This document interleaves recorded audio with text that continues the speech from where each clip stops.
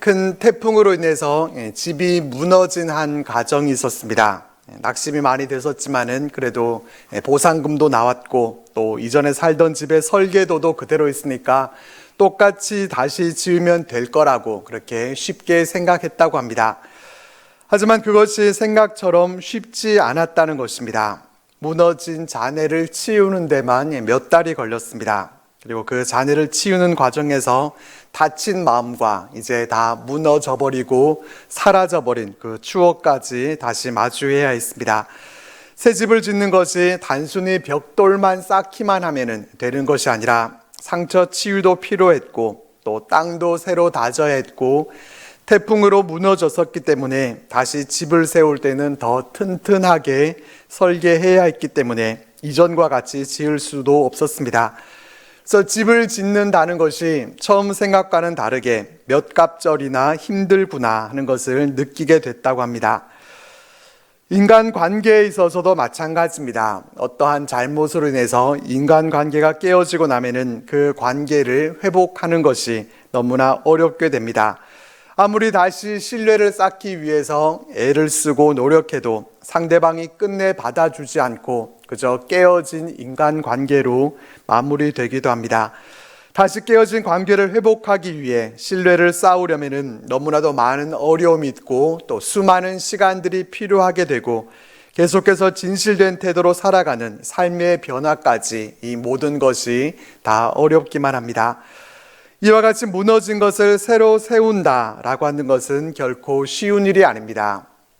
다시 세우는 일은 때로는 불가능이라는 단어를 끌어와야 할 만큼 쉽지 않고 어려운 일입니다. 느헤미야서는 아닥사스다 왕 때의 왕의 술 맡던 관원이었던 느헤미야가 무너진 예루살렘 성벽을 백성들과 함께 재건해 나가는 내용을 담고 있습니다. 무너진 예루살렘 성벽을 다시 건축하는 일 역시 불가능에 도전하는 것만큼이나 어렵고 또 힘든 일이었습니다. 하지만 이 일을 어떻게 이루어갔고 또 어떻게 완공되어져 갔는가 하는 것을 이 느헤미야서를 통해서 우리는 살펴볼 수 있습니다. 본문으로 들어가기 전에 본문 앞에 있었던 내용들을 간략하게 정리를 해보면 느헤미야는 하나님으로부터 예루살렘의 형편이 얼마나 참담한가 하는 그 소식을 전해 듣고서 수일 동안 슬퍼하면서 하나님 앞에 금식하며 기도했습니다. 4개월 정도의 시간 동안 그는 기도했습니다. 아무런 대책 없이 그저 막연하게 기도하지 않고 구체적으로 준비하면서 기도드렸습니다. 그러던 어느 날 아닥사스다 왕이 수심이 가득한 이 느헤미야를 보고서 무엇 때문인지 또 원하는 것이 무엇인지를 묻게 됩니다. 그동안 기도해 왔던 것은 바로 그 순간을 위한 것이었을 것이고 느헤미야는 그때 조상들의 묘실 있는 성읍이 불탔기 때문이고 성읍을 건축할 수 있게 해달라 이렇게 구합니다. 그 요청은 받아들여지기 어려운 것이었지만은 하나님은 느헤미야의 기도에 응답하셔서 왕의 마음이 움직여졌고 느헤미야는 그동안 기도해 오면서 준비했던 대로 유다에 들어가기까지 잘 통과할 수 있도록 또 건축을 위한 제목을 얻을 수 있도록 왕의 조서를 또한 구합니다. 그래서 조서가 내려지고 느헤미야는 이 왕의 조서를 가지고 유대 땅으로 가서 이제 무너진 예루살렘 성벽을 세우는 그런 일들을 해 나가게 됩니다. 그러나 예루살렘 성벽을 재건하는 것을 기뻐하지 않고 대적하면서 이 방해하는 세력들이 있었고 그들은 느헤미야가 예루살렘에 왔다는 소식을 듣고서 근심하게 됩니다. 여기까지가 본문 앞에 있었던 내용입니다. 앞에서 말씀드린 바와 같이 느헤미야서는 예루살렘 성벽을 재건하는 그러한 내용을 담고 있습니다. 어떻게 보면은 건축과 관련된 내용이고 우리의 삶과는 별 접점이 없다고 생각될 수 있습니다. 그러나 그렇지가 않은 것은 영적인 부분, 이 다시 재건하는 부분에 있어서 우리에게 중요한 메시지를 전달해 주고 있기 때문입니다. 본문 말씀으로 들어가 보겠습니다.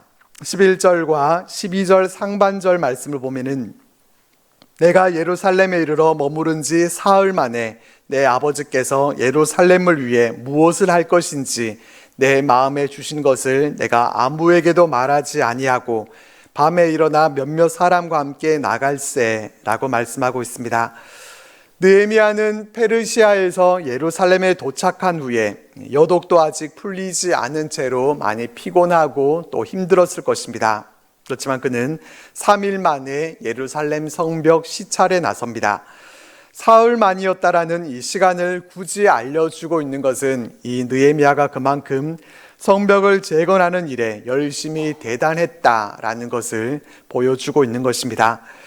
그는 사흘 만에 예루살렘을 시찰할 때에 그러나 떠들썩하게 하지 않고 조용히 보안을 유지하면서 밤에 일어나서 몇몇 사람과 함께 야간 시찰에 나섭니다. 느헤미야는 성벽이 무너지고 성문이 불탄 모습을 다 살펴봅니다. 무너진 성벽을 보면서 이 느헤미야의 마음은 얼마나 안타까웠겠습니까? 불탄 성문을 보면서 그의 마음도 까맣게 타들어갔을 것입니다. 어느 구간에서는 짐승을 타고서는 더 이상 지나갈 수도 없는 곳도 있었습니다. 그만큼 예루살렘 성벽이 형편없이 파괴되고 또 폐허가 되어 있었던 것입니다. 그렇게 그는 성벽을 다 둘러보고서 돌아왔지만은 방백들은 그가 시찰을 하고 왔는지도 알지 못했고 그 일에 대해서 유다 사람들에게나 제사장들에게나 또 귀족이나 방백들에게도 알리지 않았습니다. 여기서 우리가 볼 수 있는 것은 이 느헤미야는 대단히 신중한 사람이었다는 것입니다. 예루살렘 성벽은 무너진 채로 오랫동안 방치되어 있었습니다. 느헤미야가 만약에 예루살렘에 도착하자마자 그가 공개적으로 성벽의 상태를 점검하거나 또 자신이 성벽을 다시 재건하려고 하는 그 계획을 섣불리 발표했다면 곧바로 대적자들의 방해를 받을 수도 있었을 것입니다. 그렇기 때문에 그는 먼저 은밀하게 실제적인 상황을 파악한 뒤에 확실한 계획과 또 확신을 가지고 사람들을 설득하려는 그러한 전략을 가지고 그와 같이 한 것입니다. 또 성벽 재건은 단순한 건축이 아니라 이스라엘의 정체성과 또 신앙 회복과 직결되어 있는 일이었습니다. 근데 이 소식이 너무 일찍 퍼지게 되면은 이 내부적으로도 준비되지 않은 백성들이 두려움이나 또 불신을 가질 수도 있었습니다. 그리고 느헤미야는 하나님을 통해서 예루살렘 성벽이 무너지고 또 불탔다는 그 소식을 듣기는 했지만 그것은 전에 들은 것이었고 실상은 아직 확인하지 못했습니다. 그래서 자신의 눈으로 이 현장을 직접 보면서 실제적인 재건 계획을 세우기 위해서였습니다. 또한 단순히 객관적인 그러한 현실만 파악하기 위해서가 아니라 하나님께서 보여주신 그 비전을 그 현실 속에서 확인해 보면서 하나님 앞에서 그가 묵상하는 그러한 기회로 삼았을 것입니다. 그는 이렇게 성벽 재건이라는 그 중대한 목표를 이루기 위해서 섣불리 말하거나 약속하지 않고 그의 말과 행동에 있어서 신중에 신중을 기했던 모습을 볼 수 있습니다. 느헤미야는 정확한 현실 이해를 기초로 해서 신중하게 정보를 수집하고 구체적인 계획이 마련된 후에 적당한 시기가 됐을 때에 비로소 자신이 예루살렘에 온 목적에 대해서 또 성벽 재건 계획에 대한 내용을 백성들에게 말하게 됩니다. 느헤미야는 먼저 백성들에게 17절 말씀에서 이와 같이 말합니다. 우리가 당한 곤경은 너희도 보고 있는 바라. 예루살렘이 황폐하고 성문이 불탔으니 자 예루살렘 성을 건축하여 다시 수치를 당하지 말자. 느헤미야는 예루살렘에 거하는 유다의 지도자들과 백성들에게 그들이 처해 있는 지금 상황이 어떠한지를 바로 보도록 직시할 수 있도록 했습니다. 여러분이 아는 바와 같이 우리는 지금 분명히 어려움에 빠져 있습니다. 이렇게 말을 하면서 예루살렘이 황폐하고 성문이 불탔지만은 그러나 우리가 이렇게 주저앉아 있을 것이 아니라 다시는 이와 같은 수모를 겪지 않기 위해서 이제 예루살렘 성벽을 다시 쌓읍시다. 이렇게 백성들을 독려합니다. 아무런 소망과 비전도 없이 그저 주저앉아 있었던 백성들에게 느헤미야는 이와 같이 비전을 제시했던 것입니다. 이어서 느헤미야는 하나님의 선한 손이 도우신 일과 또 왕이 자신에게 이른 말씀을 백성들에게도 전합니다.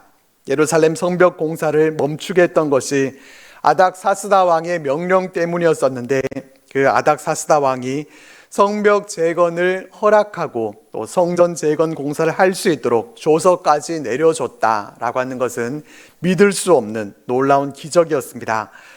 하나님의 선한 손에 도우심이 없이는 일어날 수 없는 일이었습니다. 이 놀라운 기적을 느헤미야는 백성들에게 간증합니다. 그러자 백성들은 그 말을 통해서 용기와 또 힘을 얻을 수 있었을 것입니다. 그동안은 왕명으로 중단된 공사를 다시 시작할 수 있는 그러한 동력이 아무것도 없었지만은 왕의 조서가 내려지고 느헤미야가 총독으로 부임하고 또 성벽 공사를 할 수 있는 제목까지 다 얻을 수 있게 해줬으니까 이보다 더 큰 힘이 되는 것은 없었을 것입니다. 그러자 예루살렘에 거주하던 유다 백성들은 느헤미야의 말을 듣고서 성벽 재건에 동참할 것을 다짐합니다. 그들은 일어나 건축하자라고 말합니다. 일어나 건축하자, 이것이 백성들이 한 말이었고 또 오늘 말씀의 제목입니다. 그들은 모두 힘을 내어 성벽을 재건하는 이 선한 일을 하기 위해 마음을 모았습니다.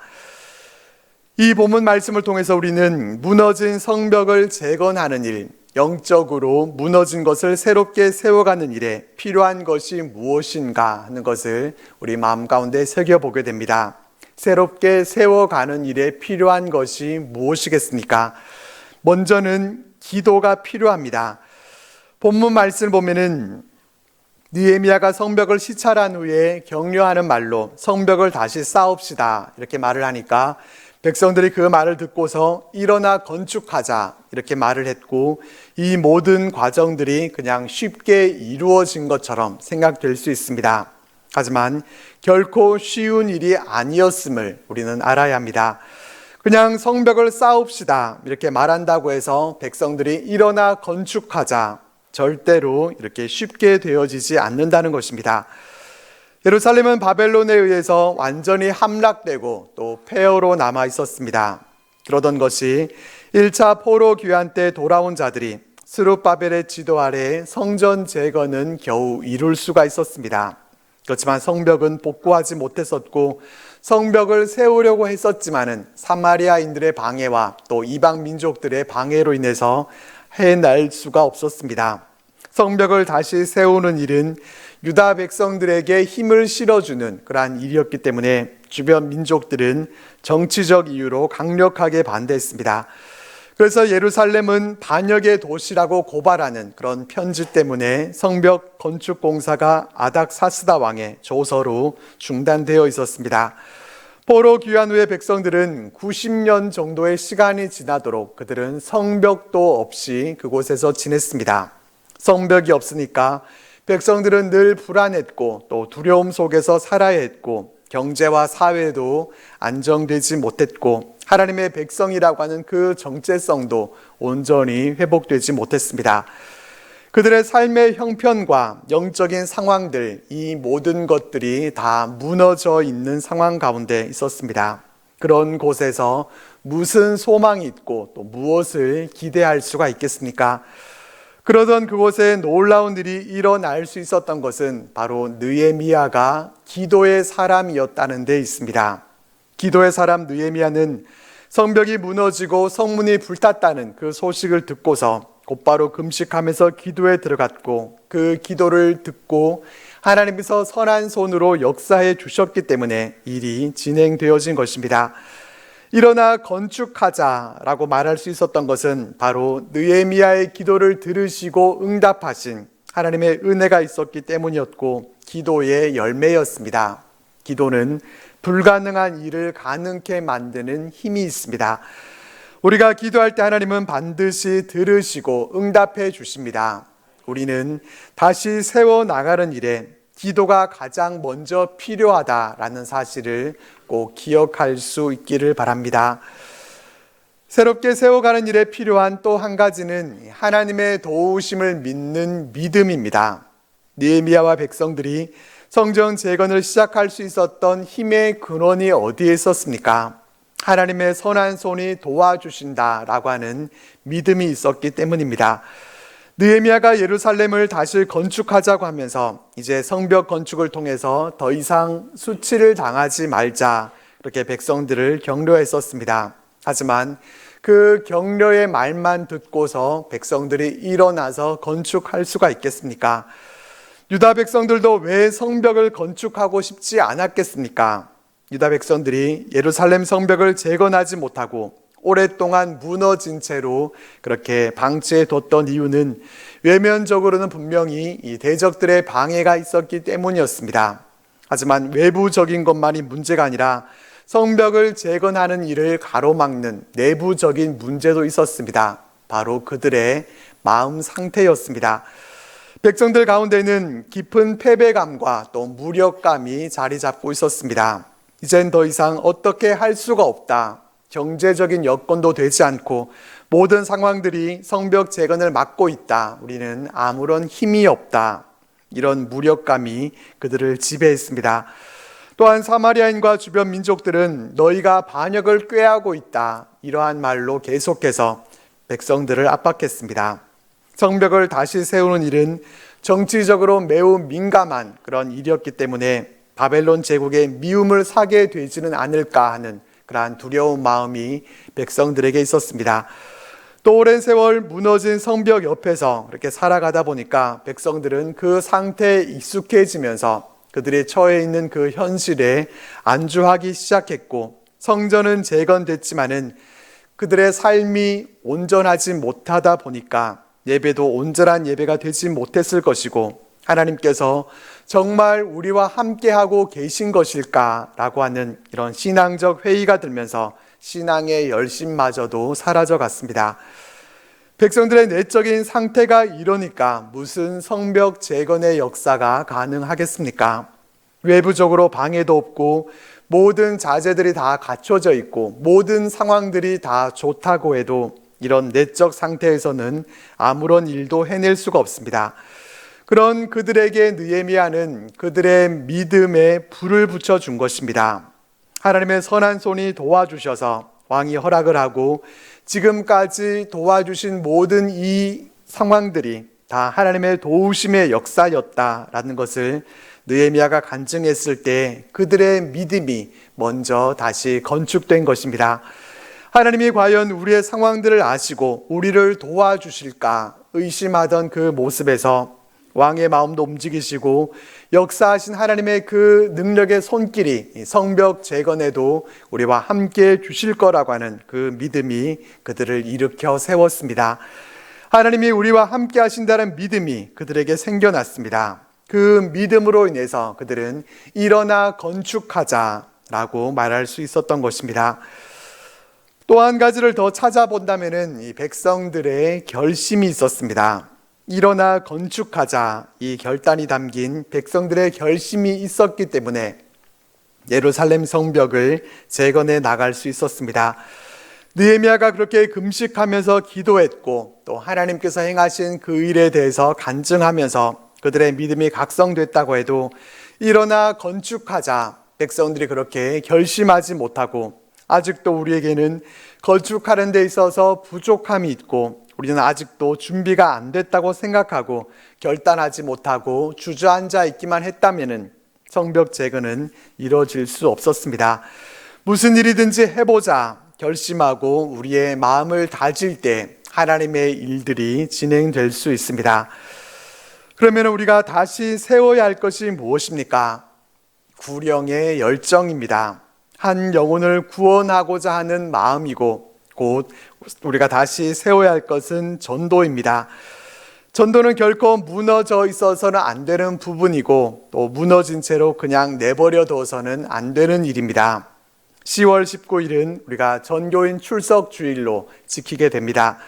일반적인 전도 축제의 모습들은 많은 예산을 드리고 또 그날 한번 초대해서 그날에 많은 분들이 오시기는 하지만 그 다음 주에는 다시 예전과 같이 되돌아가 버리는 그러한 경우들이 많습니다.